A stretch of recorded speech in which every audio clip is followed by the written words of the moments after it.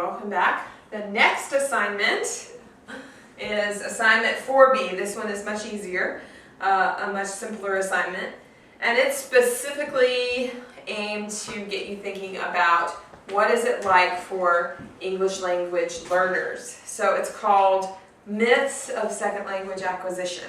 So I want you to go to that document for assignment 4B and simply take the quiz. It's just a few true or false questions, and I want you to answer whatever you think is true or false. Don't do any research, just do the quiz based on the knowledge in your head already. Afterwards, I want you to look up the responses to the same quiz, read through it, see how many of them you got right, how many of them you got wrong, and then write a short summary about what 3 things in the quiz and in the response document surprised you or were interesting to you, and tell me why. Okay, so learning another language. If you have learned a different language other than your native tongue, you understand how difficult it can be. And English is far from the easiest language to learn. And so go to the next slide, why English is so hard. Here's a little example of just a few of the things that make English difficult. So we'll begin with a box, and the plural is boxes, but the plural of ox becomes oxen, not oxes. 1 fowl is a goose, but 2 are called geese. Yet the plural of moose should never be meese. You may find a lone mouse or a nest full of mice. Yet the plural of house is houses, not heis. If the plural of man is always called men, why shouldn't the plural of pan be called pen? If I speak of my foot and show you my feet, and I give you a boot, would a pair be called beat? If one is a tooth and a whole set are teeth, why shouldn't the plural of booth be called beef? Then 1 may be that, and 3 may be those. Yet hat in the plural would never be hose. And the plural of cat is cats, not coes. We speak of a brother and also of brethren, but though we say mother, we never say methrin. Then the masculine pronouns are he, his, and him, but imagine the feminine, she, shiz, and shim. Okay, so that's just a joking look at English, but it's actually very true. There are so many little exceptions to rules in English. It can be very difficult. If you've never studied it before, or if you've never studied it in a native environment, there are so many challenges for language learners. I'm going to talk in the next few slides about some specific language hurdles. So you can go on to the next slide. And the first language hurdle, this is probably the one that most people think of first. Vocabulary.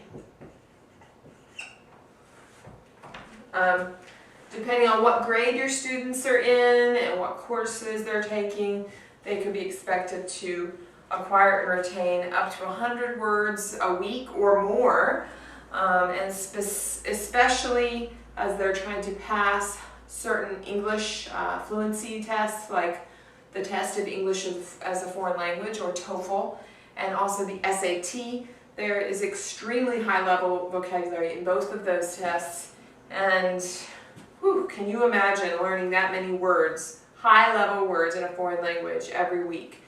If it was our challenge, I'm not sure that we would be up to it. So that gives me a fresh appreciation for our international students. Okay, but besides just vocabulary, which would be enough, there are all kinds of other dynamics that create hurdles. So the next one is called reduced pronunciation.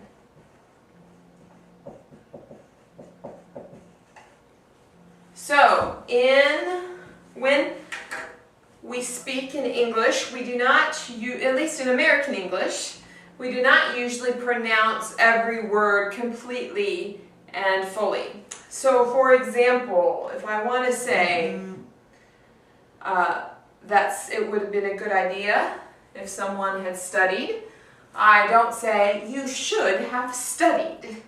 I usually say, you should have studied. So, you should have studied. That sounds like, to a student, sounds like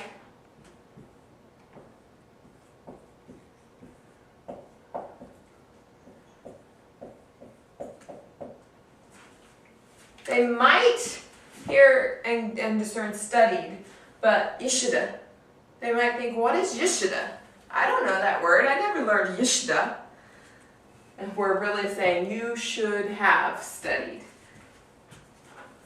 So a student might be completely capable of understanding what you said, but because of the way you said it, they might not comprehend the actual content.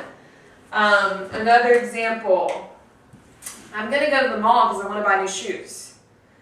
I'm gonna, because I wanna, okay?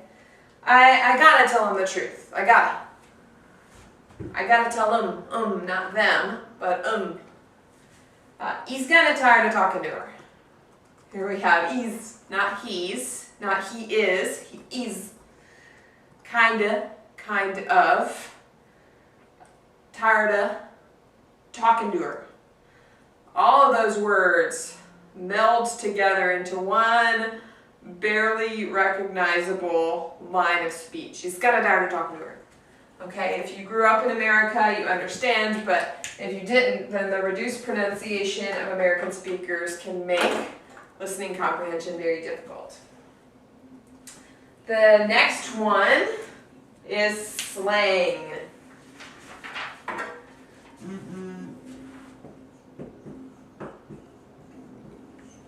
So, this is for assignment 4C, slang. I want you to go to the website. The link is inside this slide of the PowerPoint and also in the document, the Word document in the Moodle file. And I want you to go to the slang website and choose 5 expressions that could easily be misunderstood by an ESL learner. Explain the possible misinterpretation and describe how you would explain or define the slang term for them. Okay, so I have an example here. The slang or expression, big stink. The citizens made a big stink about the new nuclear station. Okay, so if you read that, you might think that the citizens just forgot to wear deodorant. They must be really stinky people, right?